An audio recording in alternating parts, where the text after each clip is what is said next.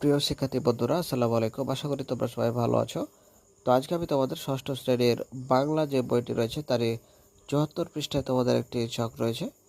কিছু প্রশ্ন করা হয়েছে এখানে, তো আজকে আমি তোমাদের সেগুলো সমাধান করাবো। তো এর আগে আমি তোমাদের ক্লাস 1 থেকে শুরু করে ক্লাস 10 পর্যন্ত সকল শ্রেণীর সকল সমাধানগুলো অলরেডি আপলোড দিয়ে ফেলেছি। তোমরা সেই ভিডিওগুলো দেখতে চ্যানেলটি সাবস্ক্রাইব করে আজই আমাদের সদস্য হয়ে যাও।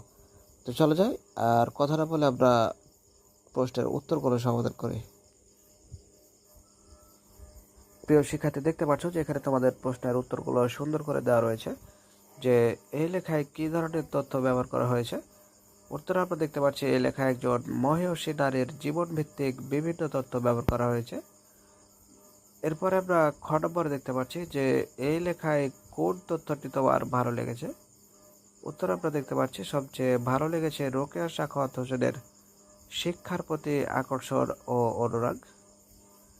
গ নম্বর প্রশ্নে আমরা দেখতে পাচ্ছি যে এই ধরনের আর কি কি রচনা তুমি আগে পড়েছ। উত্তর আমরা দেখতে পাচ্ছি যে এর আগে বঙ্গবন্ধু শেখ মুজিবুর রহমানকে নিয়ে এ ধরনের লেখা পড়েছি।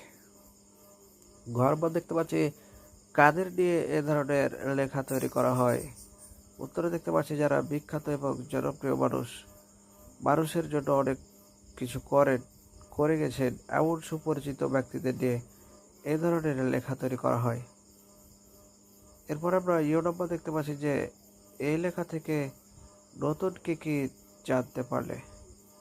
এর উত্তর আমরা লিখতে পারি যে লেখাটি থেকে বেগম রোকেয়ার জীবন সংগ্রামের কাহিনী জানতে পেরেছি, তার লেখা বিভিন্ন বই এবং তার মহৎ কাজগুলো সম্পর্কে জানতে পেরেছি। বিশেষভাবে লক্ষণীয় মনে হয়েছে প্রতিকূল সমাজ ব্যবস্থার বিরুদ্ধে রোকেয়ার নানা রূপ লড়াই। তো প্রিয় শিক্ষার্থী, এই ছিল আজকের মতো। দেখা হবে তোমাদের সাথে পরবর্তীতে তোমাদের পরবর্তী প্রশ্নের উত্তর দিয়ে। সে পর্যন্ত ভালো থেকো।